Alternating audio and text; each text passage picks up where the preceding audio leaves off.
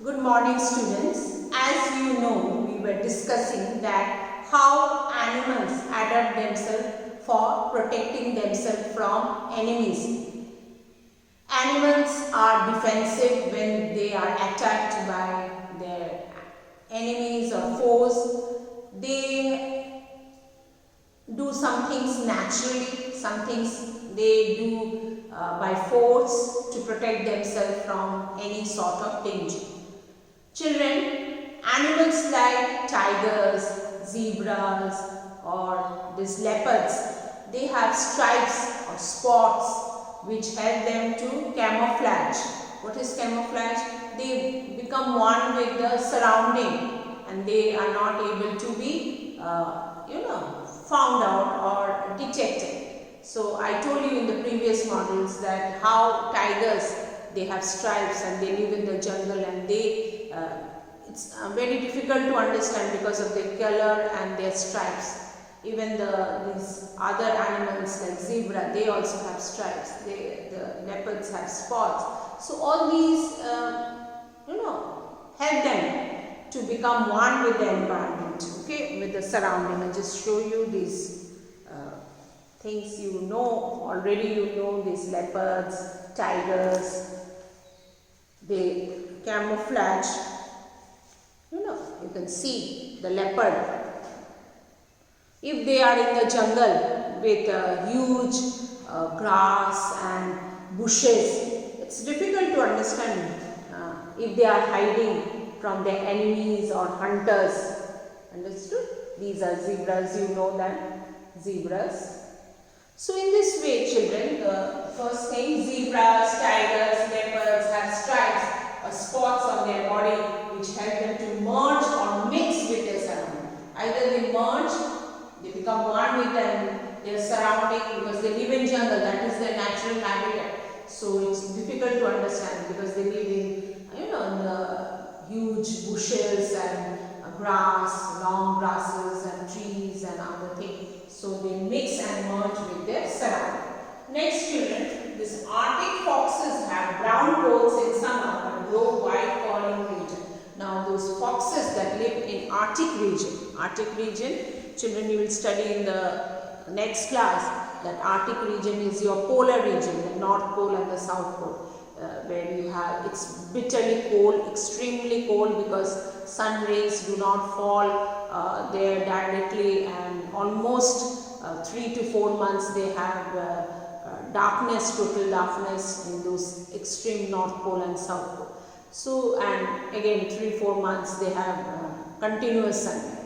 So this in polar region, these Arctic foxes, and the foxes, you all know foxes, they live in those extremely cold region, but they develop fur in the summertime. Summer is very short and not so warm, just kind of warm they get. And when in winter, when it is bitterly cold, covered with snow all the time, they develop white fur in winter, and their color merge because fur is white in color, and their color also merge around the surrounding because snow is everywhere. So that is also helping them to merge, and they cannot be spotted or difficult for their enemies or their hunters to spot them, find out and kill them.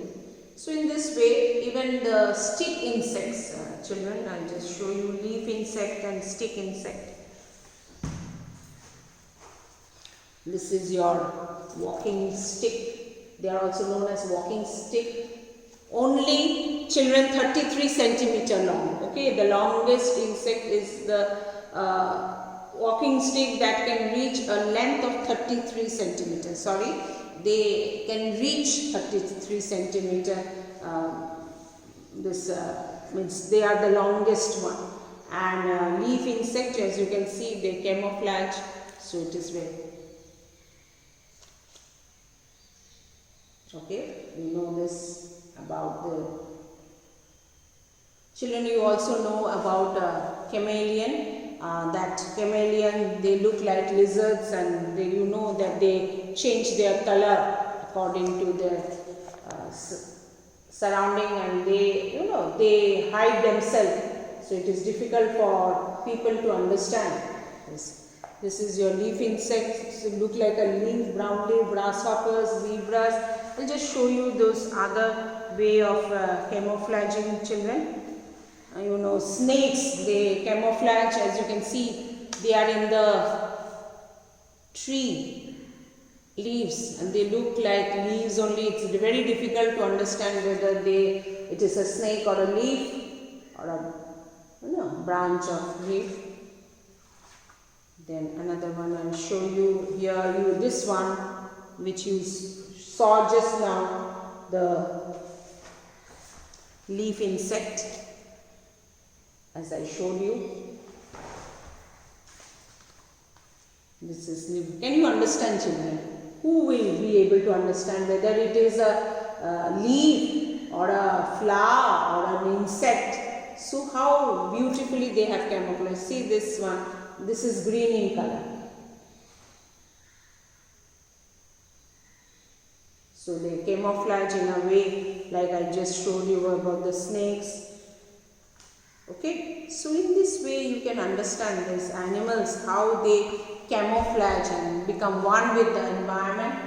Children, porcupines, you must have seen, have sharp quills to protect themselves from enemies. Porcupines, they have very sharp, you must have seen those spines, and these spines actually they come out. They just come out when they can understand that some animals is going to attack them, and so they immediately the spines come out and nobody can go near it. It's very dangerous, and the spines can they can go inside your body. Even human beings also, they also run away if they see these porcupines when they have these sharp quills to protect themselves from enemies. Okay, so in this way you saw that how different animals adapt themselves and